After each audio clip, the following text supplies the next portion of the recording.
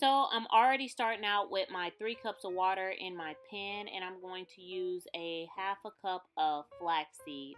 Now I know my container says organic flaxseed, but it doesn't make a difference if it's organic or not organic. So I like to start out with the water already boiling because I feel like it just makes the process go a lot faster when the water is already boiling before you put your flax seeds in cold water. It's almost kind of like making oatmeal if you want to think about it that way. You don't, well, I guess some people do put their oatmeal in cold water, but I don't like to do that. That's not how I cook my oatmeal. So that's not how I cook my flax seeds for my hair gel.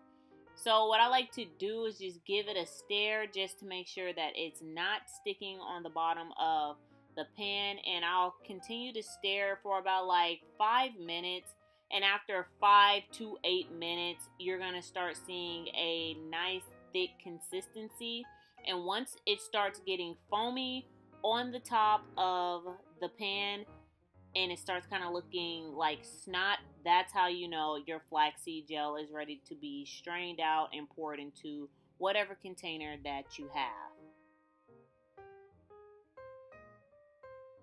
So this is that consistency that you're looking for. I put a bay leaf in there just to see if it was going to add a different smell to the flaxseed, but it didn't. So you can skip that step. I was just trying something.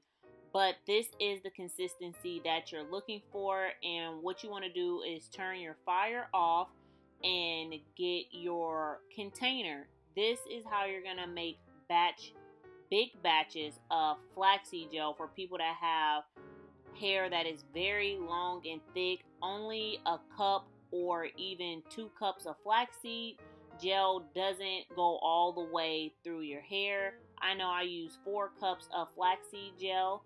So after I get the consistency of the gel that I want, normally I will have a small strainer and a small jar to pour into there. But because we are making a batch of flaxseed gel at one time, we're going to get a bowl and a bigger strainer.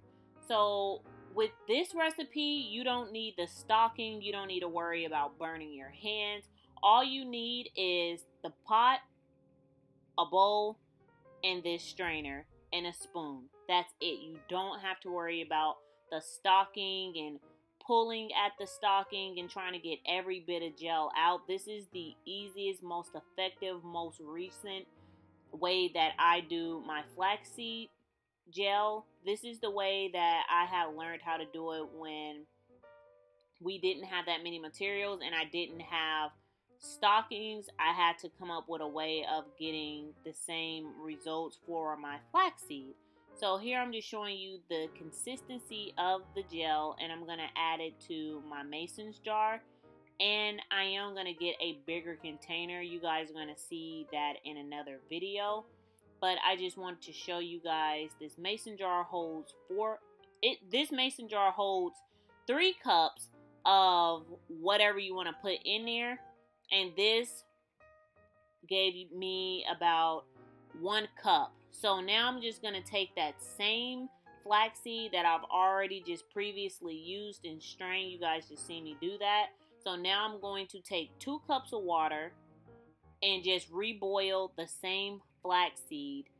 And this is going to give me another cup of flaxseed gel. So instead of storing this in the refrigerator or waiting for a long time, you can just make your batches of gel, because this gel lasts for at least 3 weeks in the refrigerator. So what you're seeing me do now is just trying to break up the flaxseed gel that's around the flaxseed so that it can start producing the gel again with the same flaxseeds that I just used.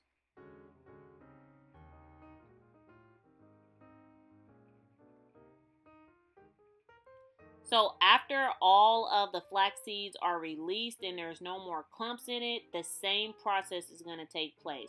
You're going to start seeing a white film across the top of your pan, and that's when you know it's time for you to pour the flax seeds into your bowl to make your flaxseed gel for your hair.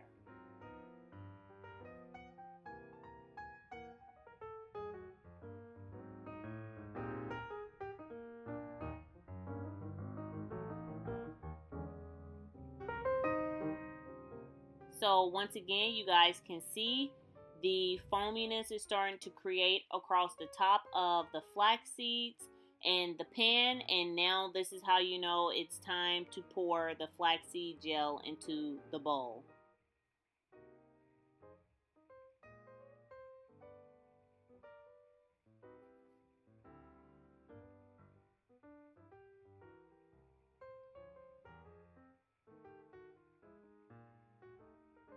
And once again, just turn off your fire, grab the strainer, the same strainer you had in the same bowl, and just pour the flax seeds into the strainer. Now, one thing that I will have to say that helps out is stirring the top of the flax seeds while it's in the strainer. This is going to help release more of the gel and push it down through the little holes. And the only reason why I got a couple of seeds in my gel is because I took the spoon that I was stirring. As you can see, I'm stirring the top of the gel. I took the spoon and kind of raked across the bottom of it. So that's how I got seeds in my flaxseed. But if you want to be picky, you can get another spoon or another utensil, but I don't like to dirty up a lot of dishes like that, so I just used the same spoon. But it still worked out perfectly for me. The flax seeds being in there, the little bit that were in there did not bother my batch of gel.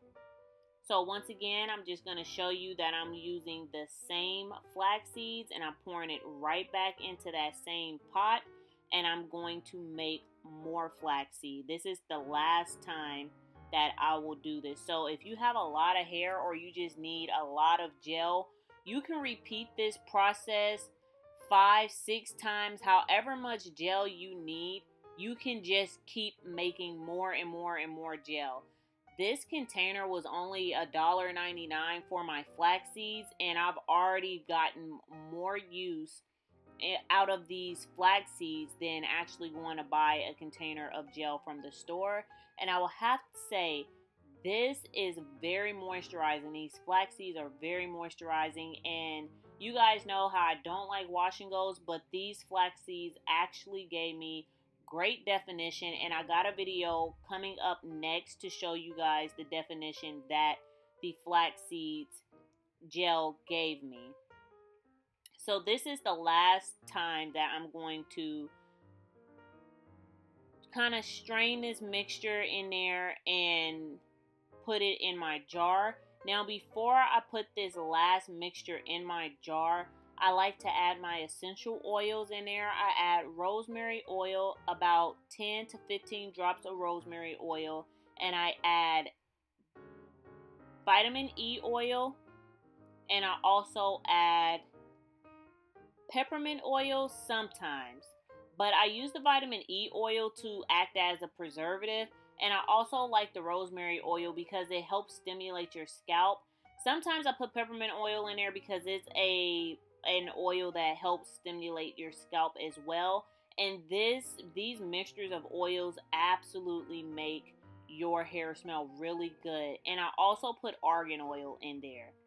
So if I'm not doing peppermint oil, I will put argan oil in my hair mix.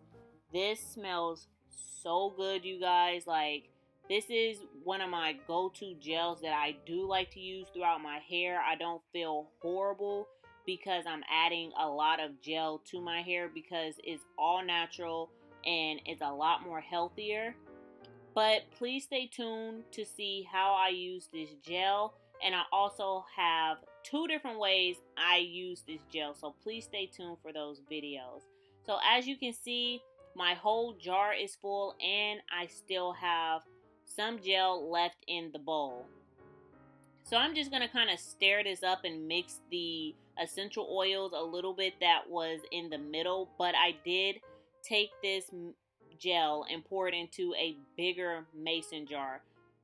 Me boiling this gave me 4 cups of gel, and this is just really great and perfect. It's very cheap and very affordable. So I hope you guys like this video, and let me know if you need to batch produce your flaxseed gel. Thanks for watching. Bye.